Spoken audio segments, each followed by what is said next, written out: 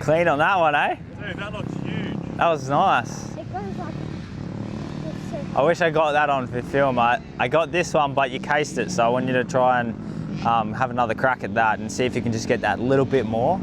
But yeah, that was a big improvement there. Nice work. I think try to just make sure that your focus is now just realizing what you did just then and just adding that little bit extra before it. On the little single tabo before it. I feel like kind of dump it onto the down ramp perfectly, so I can. When you put a forward spin on a ball, right, and you spin it, and it hits the floor and propels forward, that's the same as you hitting the throttle in the air and your wheel picking up the gyro and RPMs and being able to try and spin your wheel faster before it hits the ground and then accelerates you forward. The same thing.